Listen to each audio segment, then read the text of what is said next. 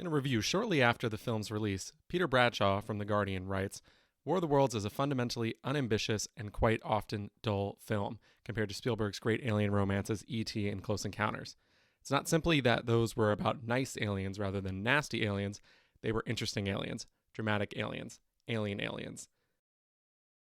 These bug-eyed boars are just Area 51 cliches. Here, Bradshaw fails to recognize the nuances and underlying arguments that the film is trying to make, and basically just sums it up as a stereotypical alien abduction film, which I think The War of the Worlds is not.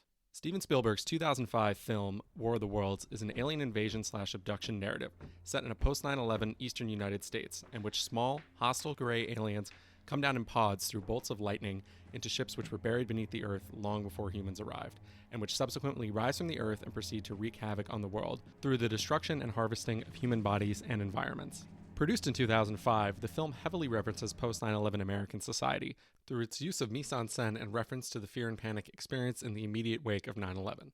According to author Antonio Sanchez Escalona, modern terrorism and disaster films share a common emotional strategy: the dramatic impact on audiences through formulas of panic, phobos, and classical tragedy. This formulaic panic, or phobos, frames War of the Worlds, an alien invasion/abduction genre film, as more of a modern-day terrorist/disaster genre, a generic framing I will return to shortly.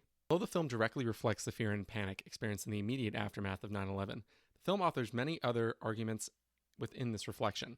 I believe that the film argues through its father figure, Ray Ferrier, that social class is the biggest determinant of how individuals will face disaster, which is then amplified through the film's hostile alien invasion narrative.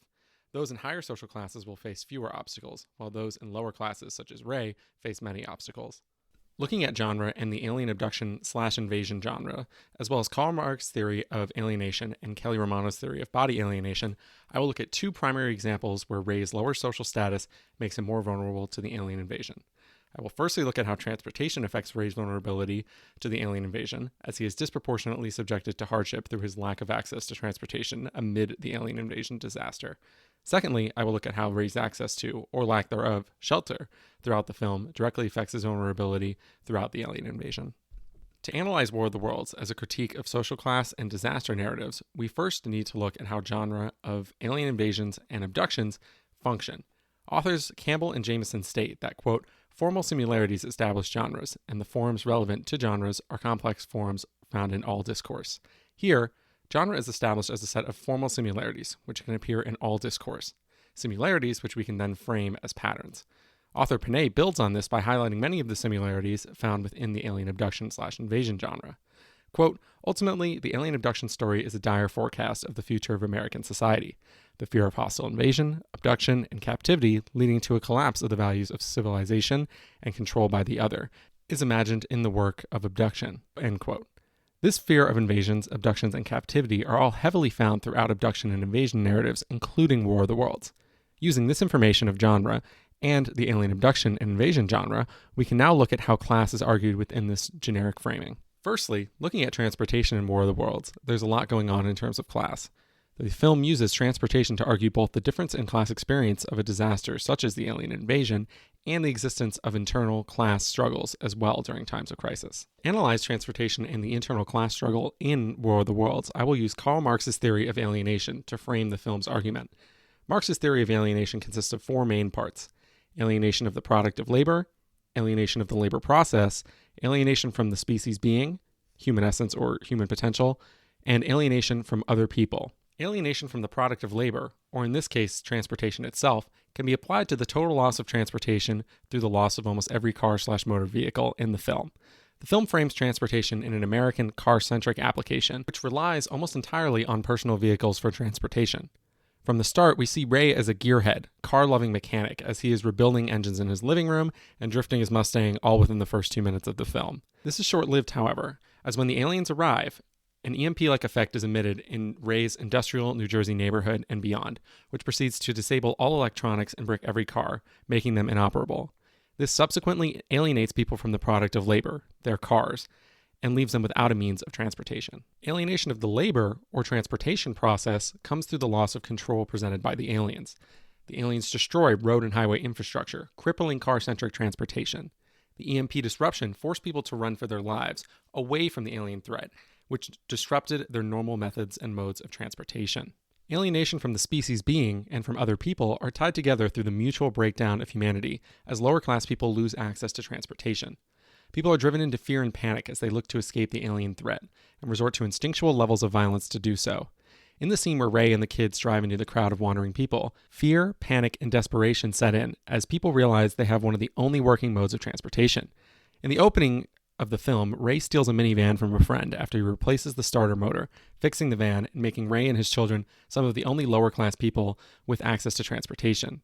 As they drive into the crowd of people, this scene devolves into one of the film's most graphic, as people use their hands to tear through the glass windshield and resort to murder just to have a chance to take the van for themselves. This breakdown of humanity and all-out conflict within this lower class highlights Marx's theory at work, as people start viewing each other as threats instead of resources to lean on or potential sources of help. This is then juxtaposed by the higher social class of Ray's ex-wife, Mary, and her new husband, Tim. From the beginning of the film, it is hinted that their social class has some significance, especially in terms of transportation. Ray states in the opening scene, when admiring their new car, quote, "Fancy new looking car you got here, Tim." This fancy new car, which Mary and Tim drive, somehow is able to navigate them through the alien invasion and make it from New Jersey to Boston without a scratch. Mary and Tim's high social class and status allowed them better access to reliable transportation in the disaster event of this alien invasion. Their access to a functional vehicle made their mobility from New Jersey to Boston significantly less than that of Ray and the kids, and serves as a stark contrast to the pain and suffering they experienced. This difference in class experience during the alien invasion disaster is reflected in both their experiences and the cars themselves, as Ray drives an old Dodge Caravan and Mary drives a brand new Lexus LX 470. A stark difference in both the experiences they had and the cars they drive. Secondly, looking at shelter in War of the Worlds, its relation to class is similar but different to transportation. Shelter is similar to transportation in that there is a shortage during this alien invasion, as the aliens destroy, occupy, and target human shelters with the goal of killing and harvesting human bodies. However, Marx's theory of alienation is less applicable. Rather, Stephanie Kelly Romano's theory of body alienation is more applicable to shelter. According to Kelly Romano, quote, "Body alienation is the felt separation of the individual from their physical body in terms of identity, agency, and power," end quote. A separation which Kelly Romano describes in part to be a, quote, "physical violation," end quote. I believe that body alienation can then be applied to shelter in the film through Ray's social class. Ray's access to safe shelter is extremely limited as a result of his social class, which in turn leads to these shelters being invaded or alienated by the invading aliens. This body alienation of shelter is again juxtaposed by Ray's ex-wife, Mary, and her new husband, Tim, who escaped the invasion without such violation of their upper-class shelters. I will look at 4 separate examples from the film where Ray's social class and body alienation of shelter are directly connected. The first example is Ray's home in Newark, New Jersey. The establishing shot of the film depicts Ray's workplace in an industrial port, followed by his adjacent home in an industrial neighborhood.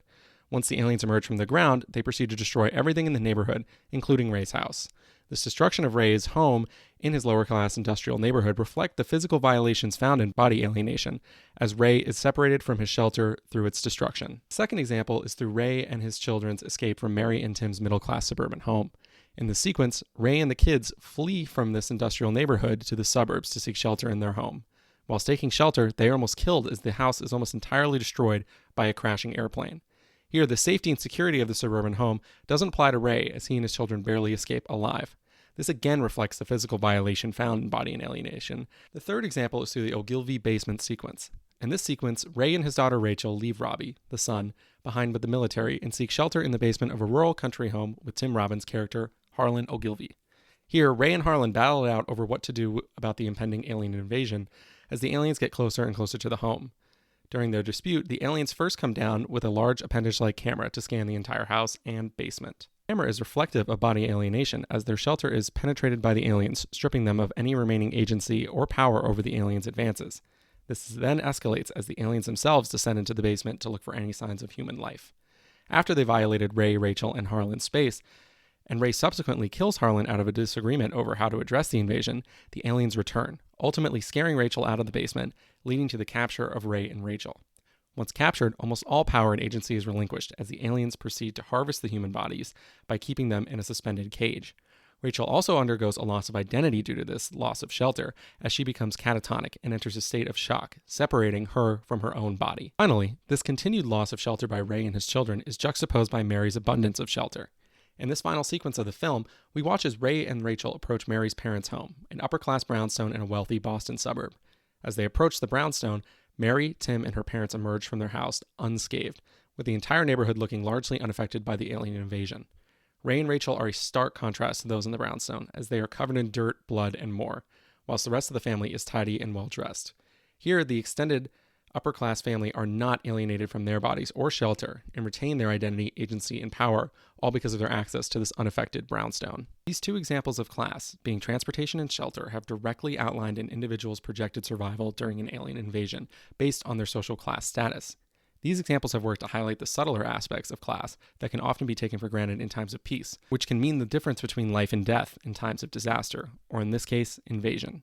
The characters of Ray and Mary have served as an embedded class argument in War of the Worlds, one that argues the higher your social class is, the fewer issues you will face.